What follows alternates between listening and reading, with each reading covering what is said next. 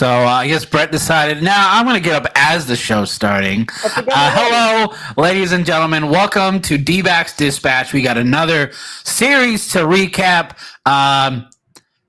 Game 1 didn't go the way we wanted to, but we did take games 2 and 3.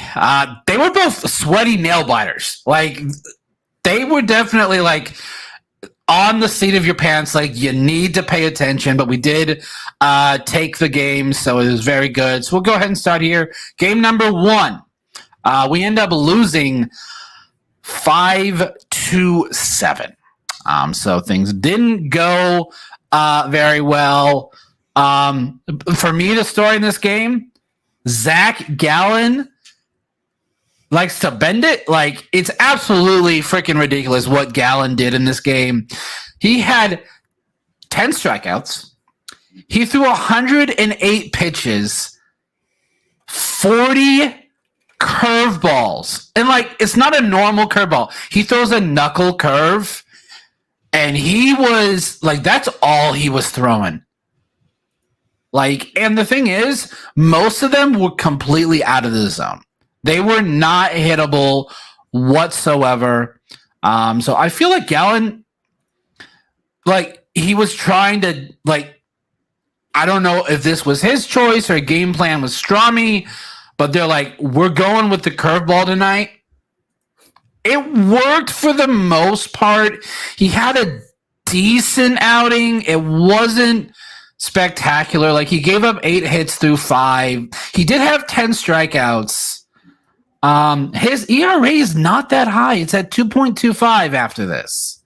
So it was decent. Brett, what are your thoughts on Gallen here today? So I'm looking at the I always like to go to Baseball Savant. That's where I get my, advanced numbers. I love it. And you were not kidding. Like, I know we talked about like him throwing a lot of curveballs, but literally 108 pitches, 101 of it was either a fastball or a curveball. He threw 4 cutters and 3 sliders. That's it. Like, I don't even see a changeup in here. I don't even see Zach's changeup at all, which is like honestly the most like mind-blowing thing. Because I mean, I get, Coors Field, the pitches don't move the same, so I guess maybe that's the reason why. Maybe they didn't, like, Strom and them went back and looked. They're like, hey, the one pitch that you've gotten rocked here has been your changeup because it doesn't break as much. It doesn't have the kind of like movement. What's up?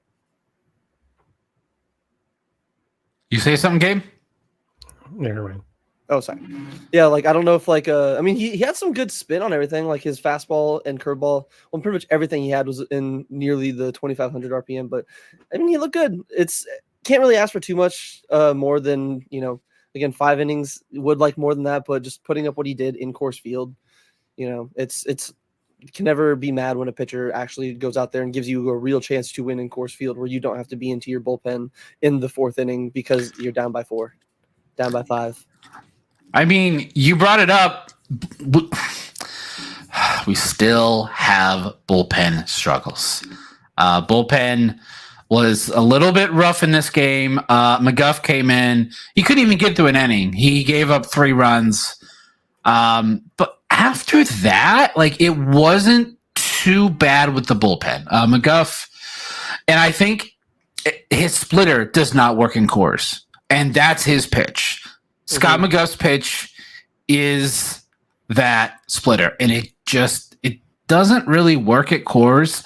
Like, anything that breaks doesn't work. So a curveball, changeup, split, like, those pitches just don't work very well at Coors. Yeah, I mean, they're bullpen ERA, and that's the thing that's unfortunate is with you, like, we've seen the blown saves, even if the games aren't, you can't say, oh, just the blown saves on Ginkel when the rest of the bullpen on their way to Ginkel with Castro and McGuff and all those guys and Man Supply in Colorado giving up those runs. It doesn't help. I mean, at least the bullpen's still sitting with a 3.88 ERA. I know we'll get to it eventually, but there's definitely some times where the bullpen shaky at times. Definitely, like, it's not like they're easy and it's heart pounding, but at least when you look at the numbers in the box score, the bullpen is still, I'd say, like 60 to 70% of the time, pretty decent. Yeah, so we did lose Gabe there for a second, so I wanted to throw it here to Gabe on his thoughts on Zach Gallen's outing.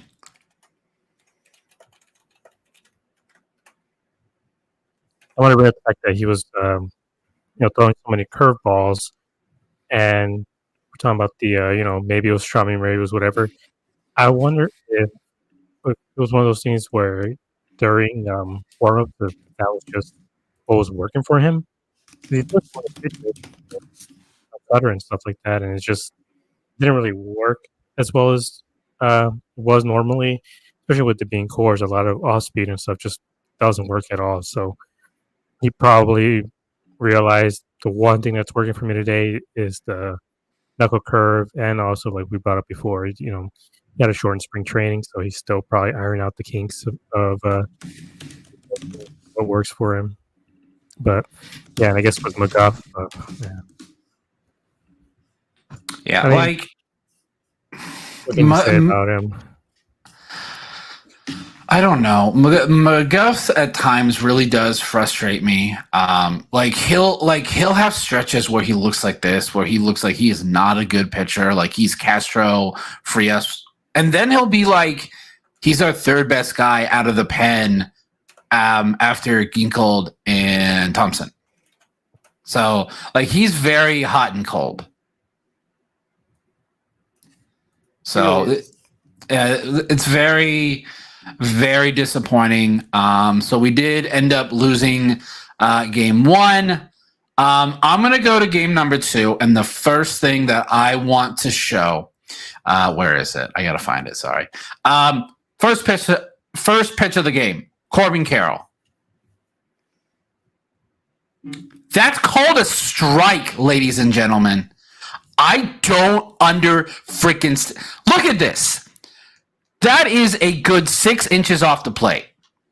That was the first pitch. And what is the next pitch? Corbin's like, you know what? Screw this. I'm just going to go oppo. His first career leadoff home run and his first home run of the season. So congratulations there to Corbin Carroll. Gets off the schneid. He had a really good series. Corbin had a really good series. I was very, very pleased with how Corbin played in this one. It was a close game for this. So kind of was a little bit too close for my taste. So Brett, what are your thoughts on Corbin getting his first career leadoff? I mean, a little surprised. I mean, maybe not surprised. I know Corbin's not a power guy necessarily, and known for being like an Acuna type, or even I guess even lately a Cattell type, where he's gonna punch you in the mouth right after the start. But it was nice to see him kind of do a little fuck you to the umpire, like, okay, you're gonna call the ball 6 inches off the plate. I'm gonna borderline golf this out of here, take advantage of Coors Field. Thank you very much, and continue the Dbacks trend of scoring early. Love it. And don't love the rest of the offense. Obviously, we'll get to it. But the early runs is just something that's still just I'm not used to. Not used to like the years of like last year, like the answer backs. Like, even if they give up like, one or get 1 or 2 runs, it's usually they do all their aggregate scoring like in the very late innings, like the 7th, 8th, and 9th. Where this year it's the very opposite. This year, first inning, they punch somebody in the mouth, and then they're just like, all right, we're fine. We got the 2023 bullpen out here, even though. As you say that, on the broadcast today, they had this graphic. In the first 3 innings, this was as of today, they scored 43. Jesus. The Padres are at 33 at second place. It's absolutely ridiculous. Gabe, your thoughts on Corbin and the freaking early backs? I mean, it's a little less stressful than the answer backs were, but still, it's like you want them to continue the trend because they score early, and then after the third, they're like, I don't feel like it right now, crabby. It's like you guys got to score at least a little bit more, but I mean, we saw what happens, with New York and stuff, and even if they put up 8 runs, the bullpen can still blow it, but. It's always good to set the tone early, kind of, demoralize the opposition real quick, get them under feet, get them a little bit to be a little bit more honest and stuff. I wonder if it's doing anything mentally for the team that's causing them to make some mental errors and stuff like that, where they feel like they get the lead, they get a little too comfortable, they're not, on their toes as much as usual. But yeah, I mean, Corbin looks like he's back. Yeah, that was very nice. He wasn't the only one that had their first home run of the year. Randall Grichuk gets his first home run as a D-back against his former mates. So that was really great to see. He's starting to he's starting to we see why they got him, because he can also be he can also start in the outfield. Unlike Jock, they're like, nope, we're not. We're just. I feel bad, man. He got kind of picked on this last two games. The bloops and all, like they're just dunking it right at him the entire time, to where he was just barely missing, like kind of like what Nolan Jones was in today's game that we'll get to eventually. But just one of those dives, they just kept putting it right in the spot where I was like, man, Grichuk, you're making an amazing play, but just it's the last little bit at the end there that the ball's not staying in the glove. Nothing he's like doing wrong. That's just baseball. But it was just a very there was a lot of bad luck, going the Dbacks, or not going the Dbacks way, and a lot of bad luck screwing them over for a while. Yeah, we actually got a comment on one of our tweets. Someone said that dive by Grichuk should have been an error. I'm like, no, that is not a routine play. Yeah. So, so it was really good to see Grichuk get that there. I want to give a shout out to our man Josh, who's been absolutely phenomenal lately, and Mr. Lowtone Capone, who's watching us via Twitter /X. So we appreciate you for stopping by. We appreciate it very much. So another thing that a lot of people were worried about going into this series. Actually, you know what? Gabe, your thoughts on Randall Grichuk and like how he's been, because he's only been here like playing for 4 or 5 days. Yeah, it hasn't been a lot, but I mean, he's not like he has a whole time in Reno either. He's gonna get used to being with the D-backs and hitting against his former team and stuff. So he knows the division well enough. I'm excited to see more of him. Maybe him rather than certain other guys on the team. Hint, a little bit low. But yeah, I mean, excited for him. Excited what he's gonna bring to the table. Yeah, I love this whole idea of a platoon in the DH spot. And also you can also put Randall Grichuk there in the outfield, because he plays serviceable defense. Like, he's not like fast, but he's not a liability out there like Jock is. Like, I can almost guarantee you that Jock will the only time Jock plays in the outfield is if literally everyone else is like just too tired. Like, they've been going. Torrey does a whole bunch of switching on the bench, and we run out of DH, and we have no more outfilders. He could have done that today, and he didn't do that. Like, I just had to throw that in there. I didn't mean to cut you off. No. Oh, this is what he meant. Sorry, I completely forgot. There you go. Yeah, sorry about that, Josh. So another person that freaking balled out in this game, Gabriel Moreno, decided, I want to play baseball in 2024. He goes 4 for 5 in this game, 2 doubles, and also teams. When are you going to learn? Do not run on Gabriel Moreno. Our producer, Josh Hunt, made this fantastic edit. Eddie posted to Twitter on midday on Tuesday. And then teams are like, and then Gabby got an opportunity to show why that is. Like, look at this. This is a great tag by Blaze, too. Like, he's just, like, barely swipes on Doyle and gets him. This one's an easier one. It's a double steal, and almost every single time you're going to get that guy going to second. So, yeah, Gabby looked absolutely phenomenal. I think his average went up like 100 points with these 4 hits. So, congratulations there. Brett, your thoughts on Gabby's bat kind of coming back? I mean, just great to see. I know we were kind of seeing at the beginning of the year, didn't really see much, hard contact. We saw the normal thing. Gabby could put the barrel on the ball anywhere in zone if it's out, if he needs to fight. But even when it was just very, foul tips, foul balls here and there, and ugly swings. Didn't really look like the Gabriel Moreno that we saw most of last year, and especially in the playoffs, where that the saying where you go to Coors Field to get right. Apparently, Gabriel Moreno was, I mean, maybe Corbin Carroll as well, but Gabriel Moreno was the one that actually heard that memo and was like, okay, I'll do that. Like, I'll easily, like you said before, that home run, if it were not for that giant wall in right field, or double, if not for the giant wall in the right field, it would have probably been a home run. It was just good to see him drive. We lost three home runs in this series because of that wall. I will say we did definitely get gifted too, because the Grichuk and Carroll ones. I will say it, Coors, 100% Coors. That was all the Coors effect on the. That would have been probably a double. I mean, I don't have the baseball savant numbers in front of me, so I could have that exactly, but. I don't know. I don't think those are gone in many other parks because just the way that it barely carried over the fence. But back to Gabby, it was good to see him actually drive the ball, hit the ball really well, and just get that confidence back in the plate. So Carroll's home run would have been a home run everywhere but Chase, Camden Yards, Fenway, and Miami.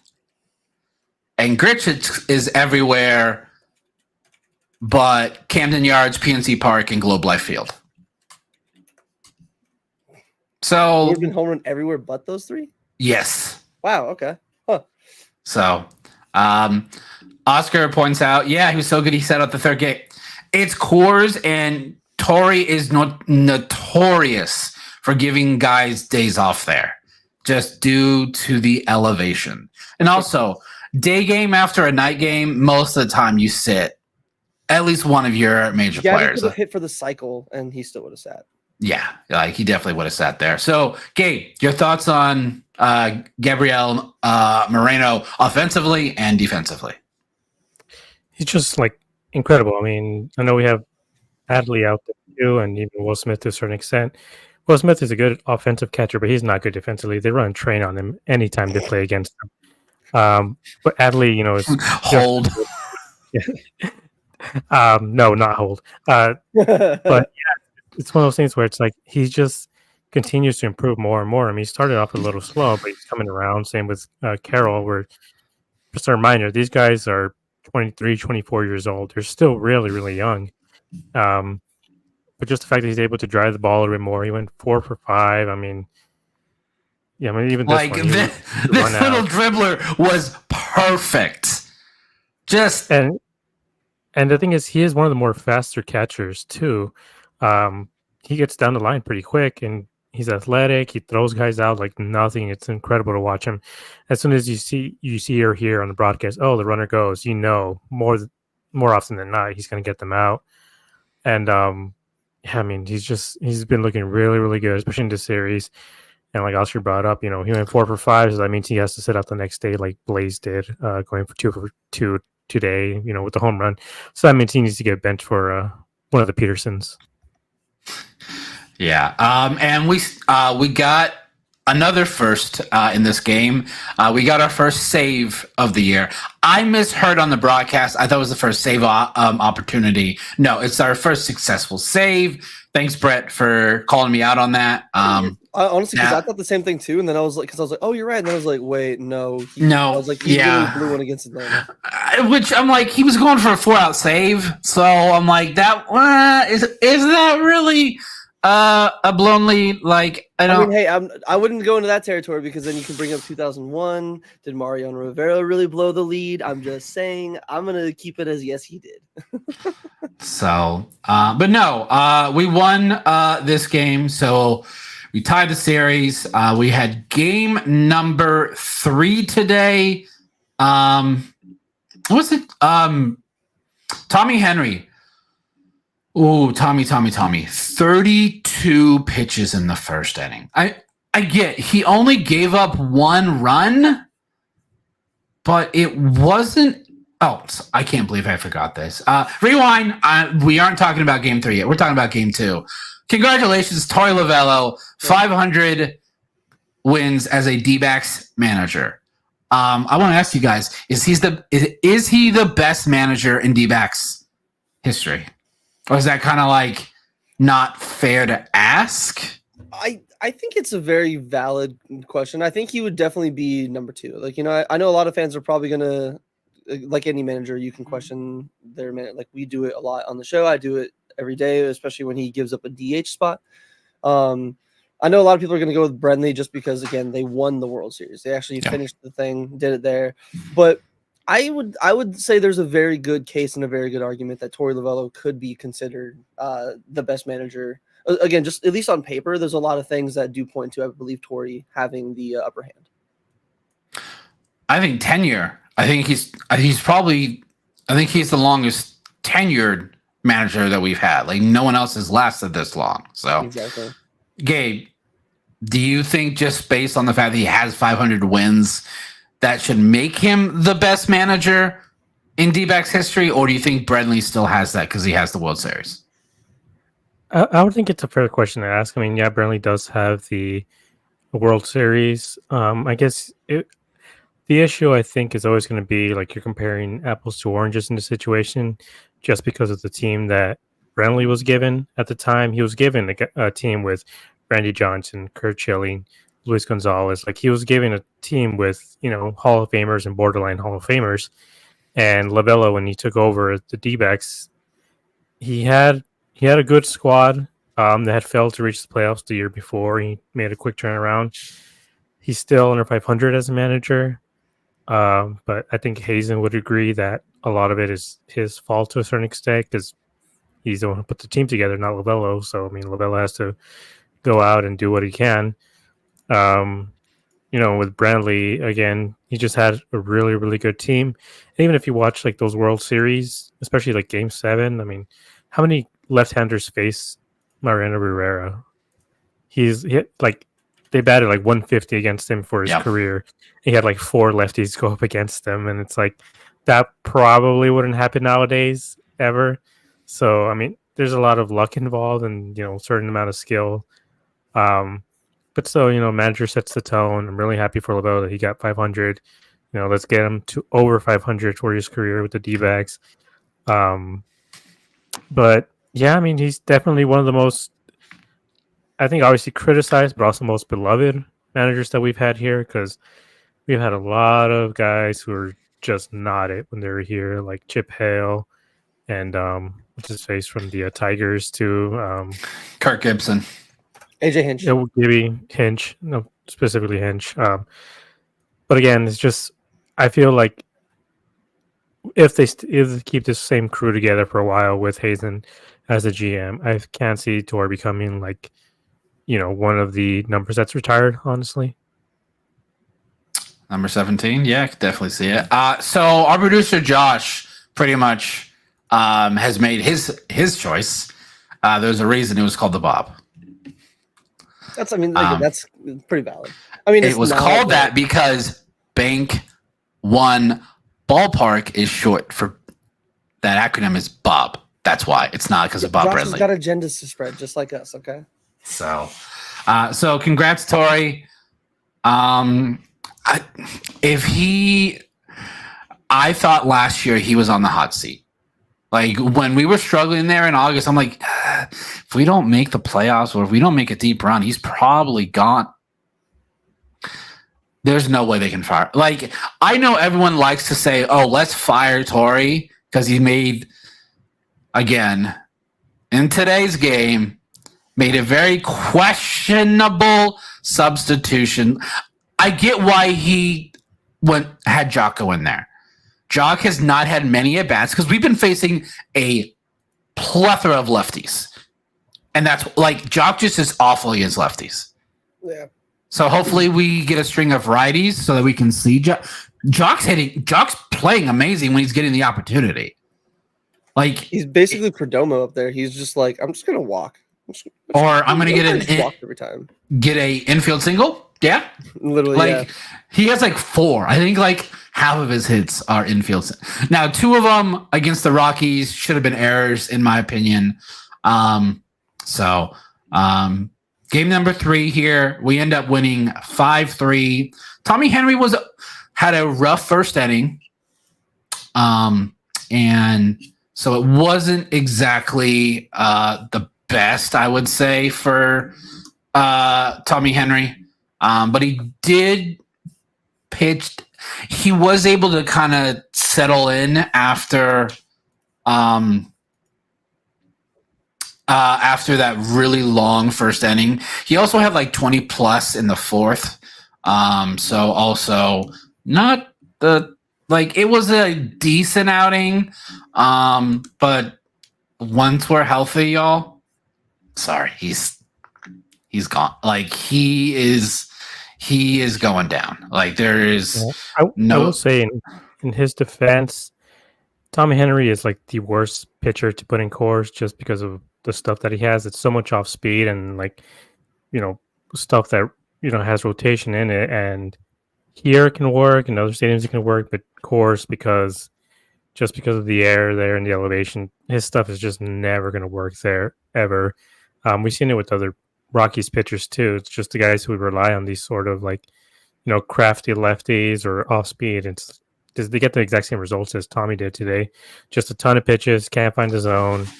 And but I do think once Erod and Montgomery are here, it's probably going to be the first one to get sent to Reno before Nelson does.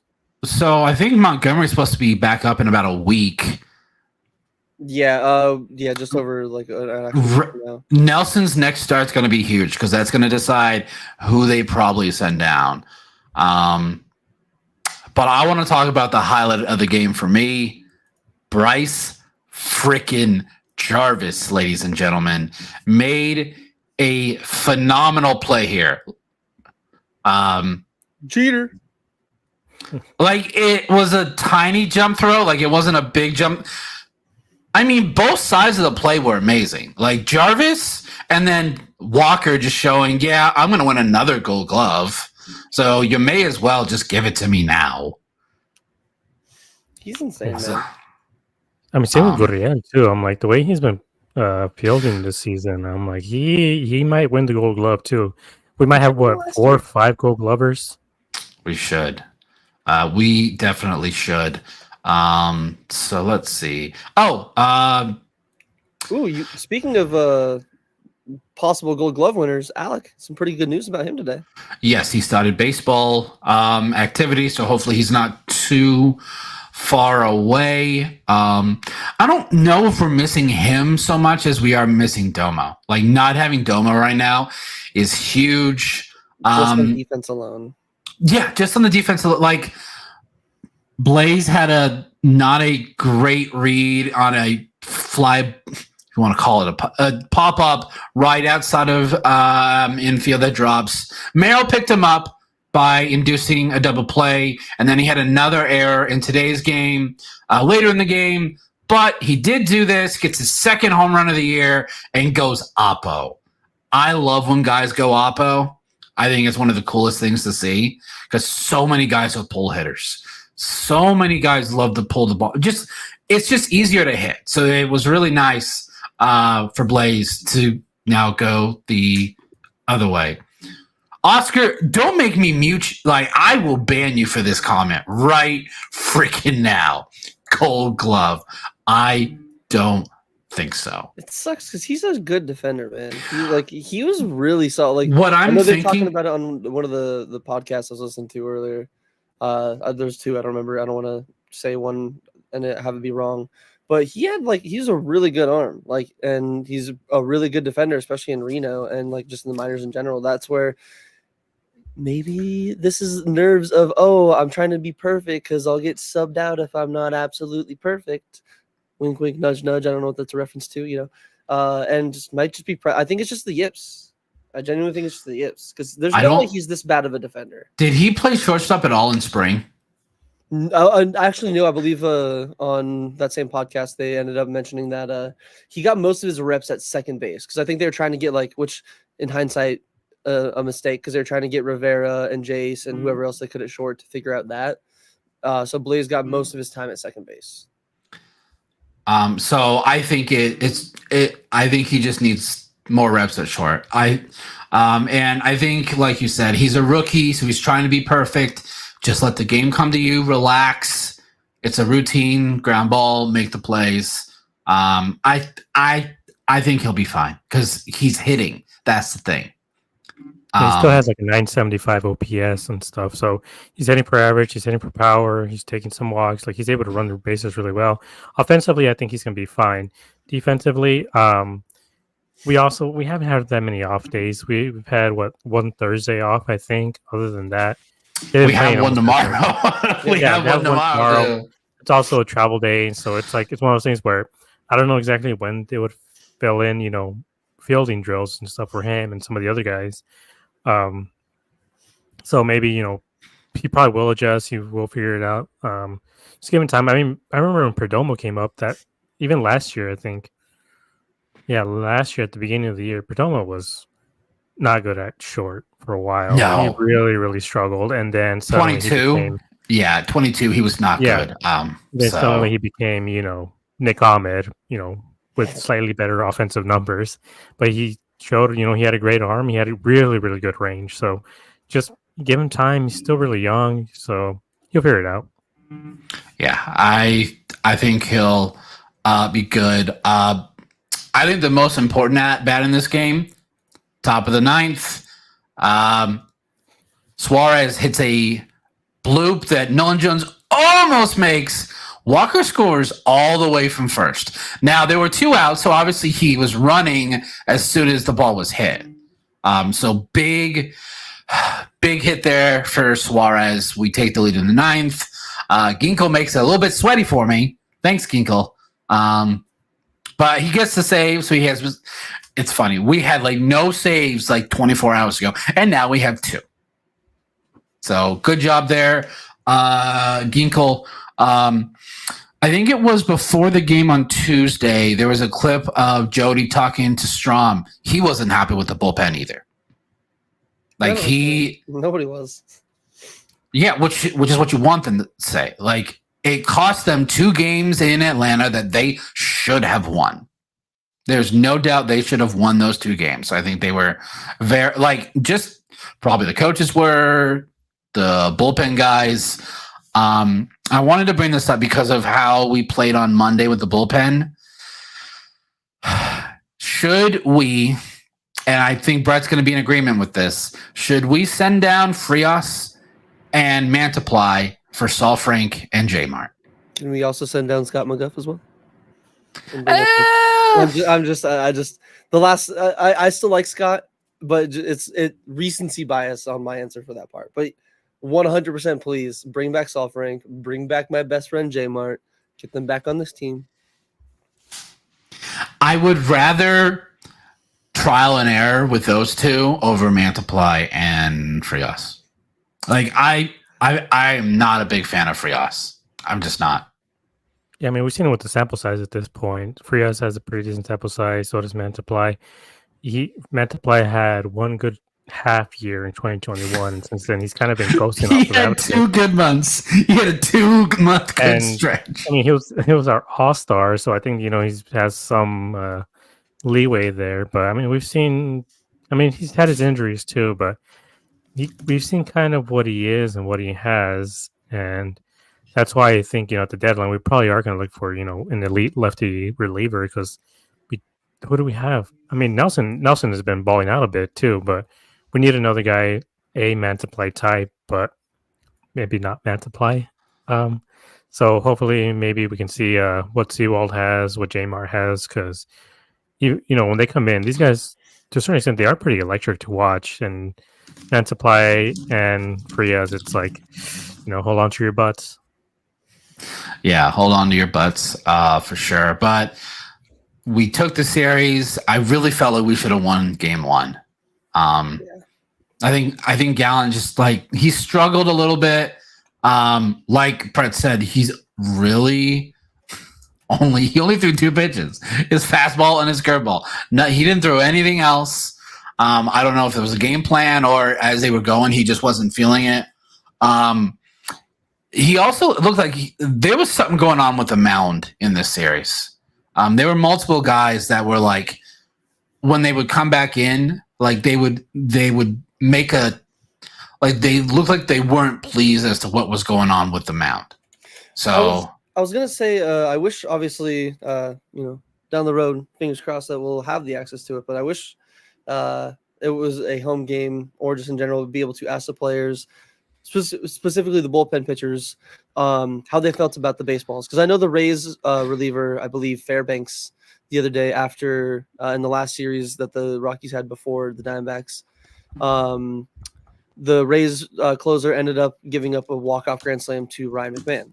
And afterwards was in the locker room very adamant, like the baseballs are like it's dog shit. There's no consistency. Every baseball was completely different, and there was no there's nothing that was the same on any of the baseball. Everything was different. That's been the case since the humidor. What's the company that makes the base? I mean, it's MLB now that took over. Ever since they took over, every player's been complaining about the baseball and the inconsistencies with it. I mean, that's what Glass now brought up, and everyone brought up with the sticky stuff. That at first it was literally just because everyone. So if you guys don't know, every ball before a game is rubbed down with like Mississippi mud, I think it's called. It's literally mud from this like one specific farm, like mud farm that they like get the mud from, and then every ball. So like if you ever grab a ball, if it looks a little like discolored, that's what it is. It's mud. Yeah. And they do that so that way the ball can be a little tacky. The person who's supposed to do that is the umpire. But I've heard reporting that the umpire doesn't do it anymore. Most of them don't do it. It's ball boys. They literally will give a couple bucks to the ball boy, and the ball boy will rub the mud on it, even though there's a very specific method that they have to use to do that. And they haven't been doing that for like the longest time, so that's why players resorted to using rosin, to using sunscreen just to be able to hold the ball. Then obviously, you start getting guys like Garrett Cole and Trevor Bauer using spider tack, to get an advantage rather than just, getting grip. So that's why I brought it up to my brothers like in 2015 in the playoffs. I'm like, one of the Yankees pitcher, he kept grabbing the bill of his hat, and they're like, "No, it's a tick." I'm like, "No, it's not a tick. He's literally just getting grip on his ball." That's why a lot of them didn't care about it for the longest time, because they're like, "Well, yeah, I'd rather him have control of the ball instead of throwing 100 right at my face because he can't get a grip on it." And so, yeah, it's just we're talking about the balls now, so maybe there is an issue with the balls again, but there's been an issue with the balls for a while, and since guys aren't allowed to use the sticky stuff, I mean, we've seen it before. Greinke, he would get a ball, throw it back, get a ball, throw it back, get a ball, throw it back. Like I miss him. These guys, throw hundreds of thousands of pitches throughout their career.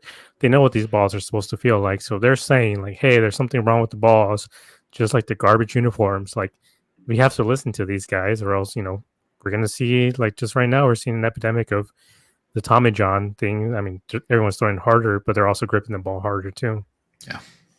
So before we go on to the previewing the next series, I guess two really quick things. One is before the actual main thing, which is Jock, but talks about the inconsistencies, and Josh in the comments Fanatics is making the baseballs.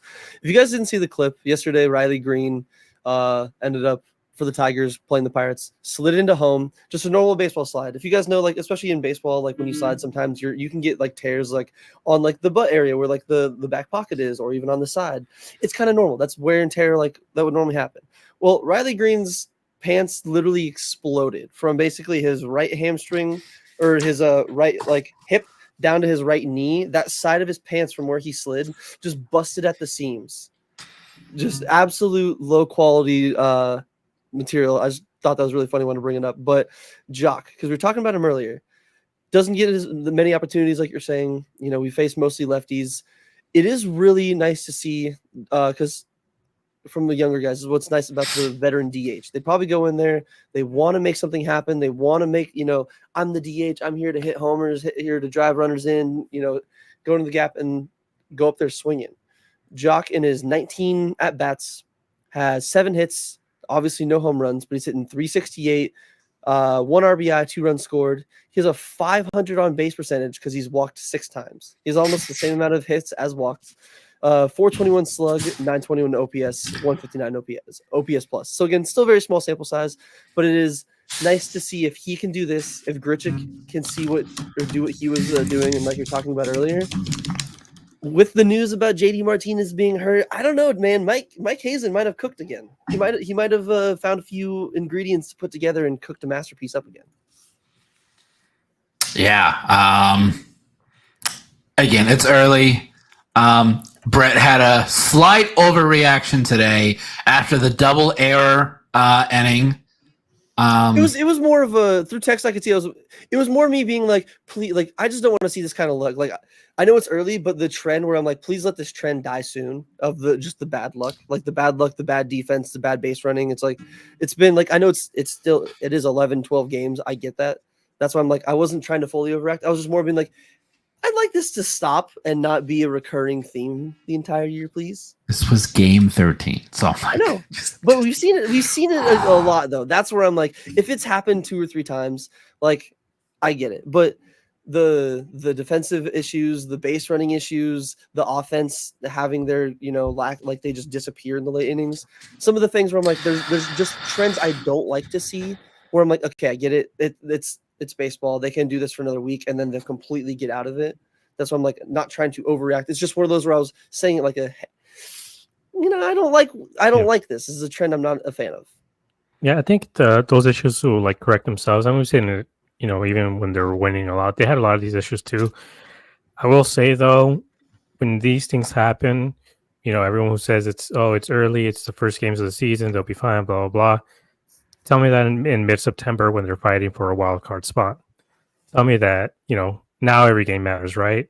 Not before when, we're 6 games behind the Cubs. Suddenly, we're looking up at them. We're going to be like, oh, I wish we would have won those games. Like, yeah, every game counts, Obviously, I think they can go on a run. Same with like the Dodgers, they'll be 10 games below 500. Then you look up and they're like 25 or 500 and you're like, how the hell did that happen?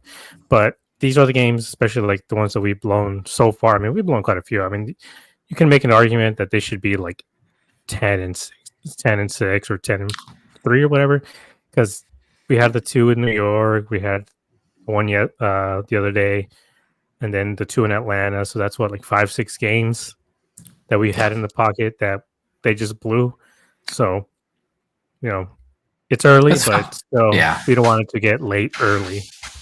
Yeah. So we have a series coming up here at home this weekend, Friday, Saturday, Sunday.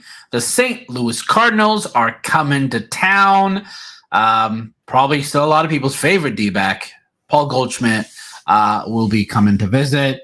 The Cardinals have a very interesting roster. Like on paper, they should win the NL Central. Wilson Contreras is very good. Nolan Arenado is good. Goldie's good. They're pitching. Like, they thought they fixed it. Sonny Gray didn't make his first start till like yesterday or the day before, so he missed the first week and a half. I'm really excited to watch Mason win because, dear Lord, that man throws a rocket. And it's weird because he's not big like Ellie. Like, he's like 5'11", but he throws the ball like 98 miles an hour from shortstop. Oh, Mason Wynn, yeah. He's don't tell Justin Turner, though. Don't tell Justin Turner. Sorry. Yeah. Like, he is very small. So here are our matchups. We got Steven Matz versus the Fought Father on Friday. Saturday is Gibson versus Ryan Nelson. So I don't know how that's going to go. And then Sunday, we got a pitcher's duel. Miles Michaelis versus Zach Gallen. I think Sunday's going to be pretty good. Yeah, I mean, we're talking about Jock earlier. He's going to get some work on Saturday and Sunday probably. So good to see him get some reps again. Yeah, but Ryan, it's a home start on Saturday. So let's hope the trends continue.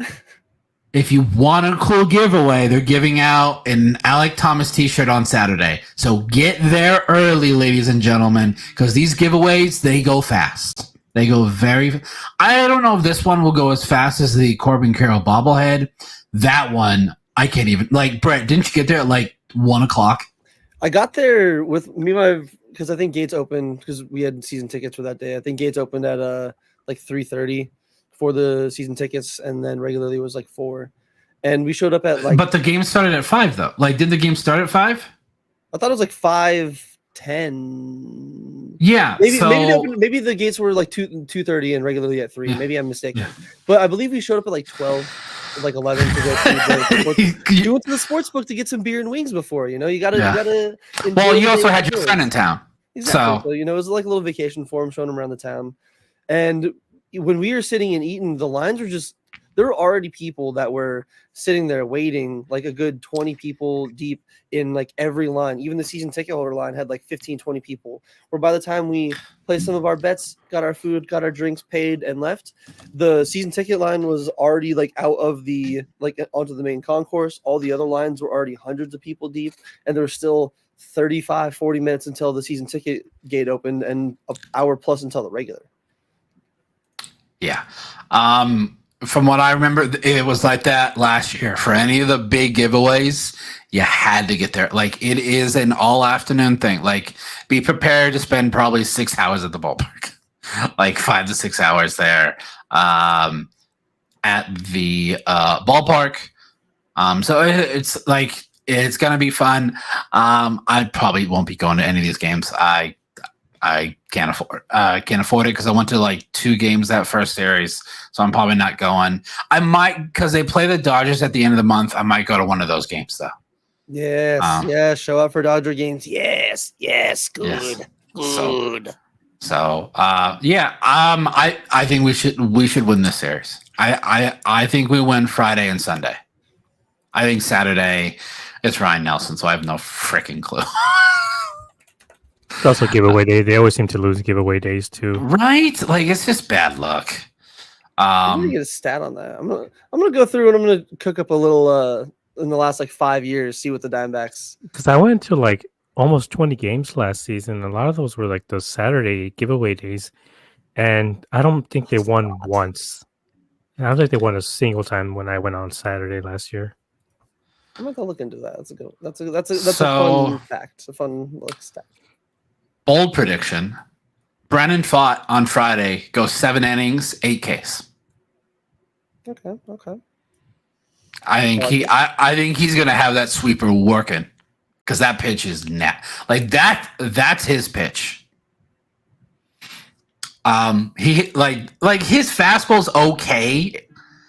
He just sometimes tends to cover too much of the plate with it, which I'm like, oh, you gotta stop doing that.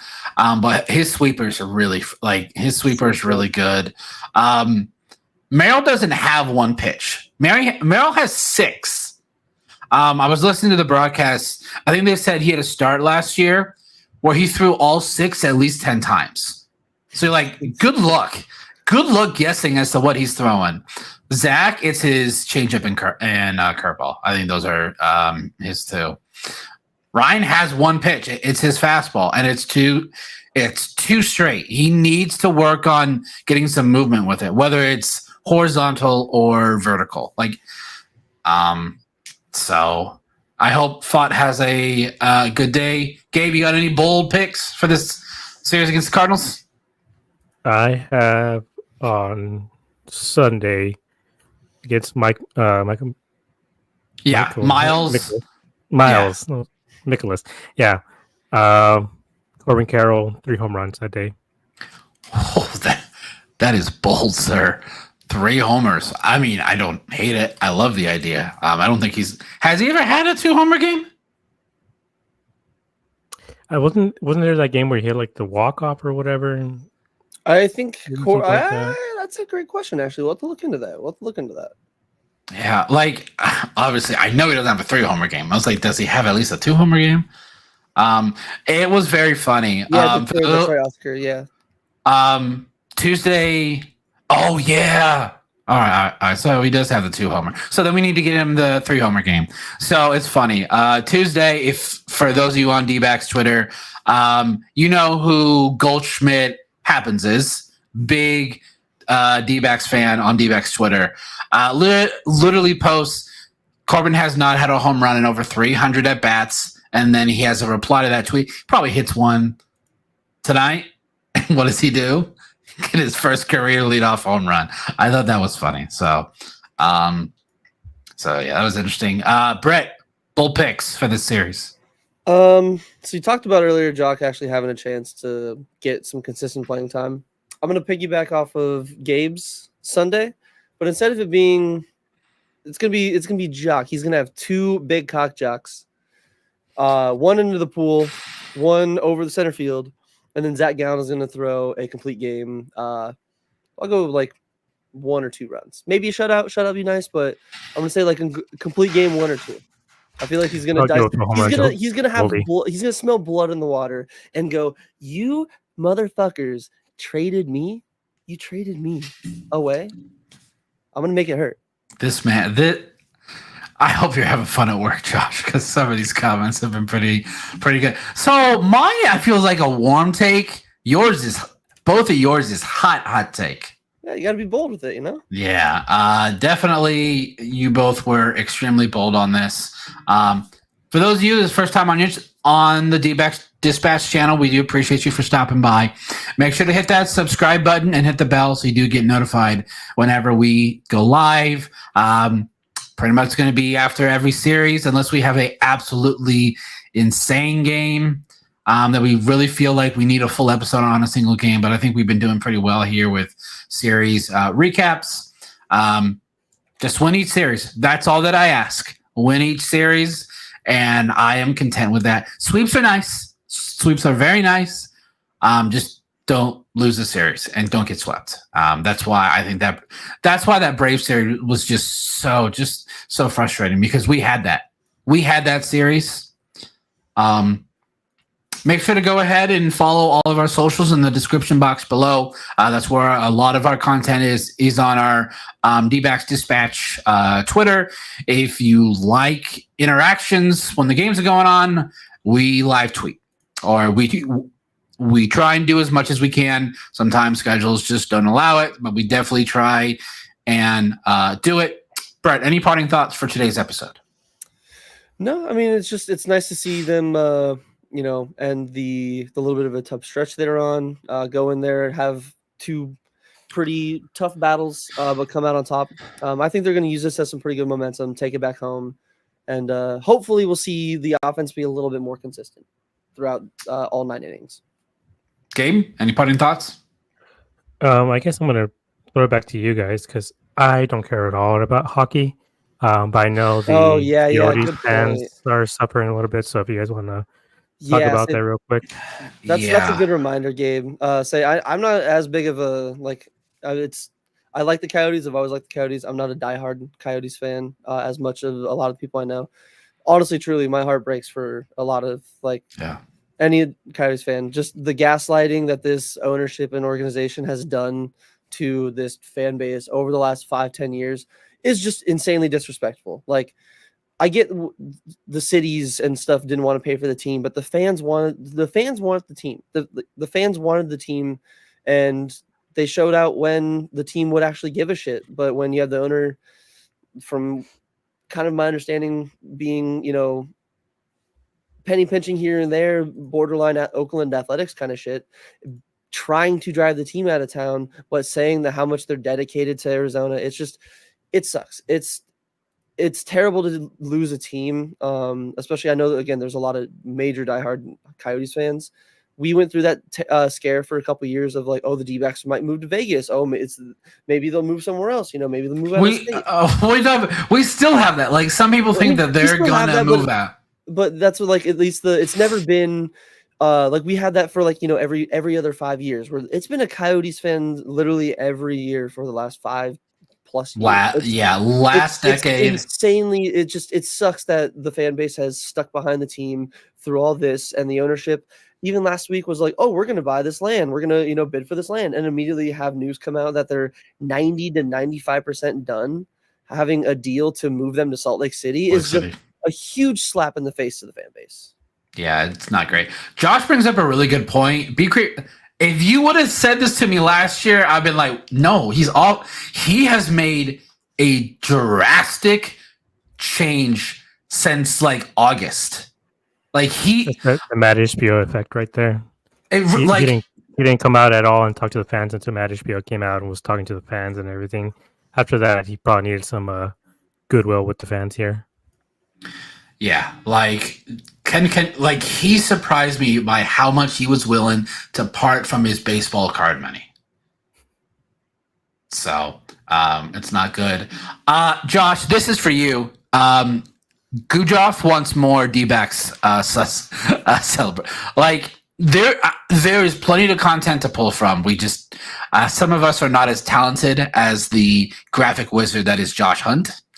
So hopefully he can get to work on that. We have two right now. So we have two of the sword fighting, which is just guys being guys, boys being boys. You know how it is. I love And then we have the Alex. Yeah. Yeah, so it was funny because we made that after one of the Yankee ones, and then we go on a 5-game losing streak. I'm like, we're never going to be able to use this. Thankfully, that changed last night. This right here is just ridiculous. The fact that people that work for the franchise, the ownership and leadership haven't told them anything. Like, they basically found out via, like, Twitter and the news. Like, it's quite sad. So hopefully we'll see what happens, but thoughts kind of go out to all of our Coyotes fan brethren. This is probably going to be a very tough time for you guys. So I definitely I am. So I don't know how I would be if just all of a sudden overnight D-backs like, yeah, see ya. So I definitely am sorry about that. So hopefully the D-backs start playing very, very well. And you can kind of get your minds off of that if you're a baseball fan. If you're not, that's okay. It is not for everyone. So thoughts and prayers there for our Coyote brethren. I want to make sure to like, comment, and subscribe. We will see you in a couple of days.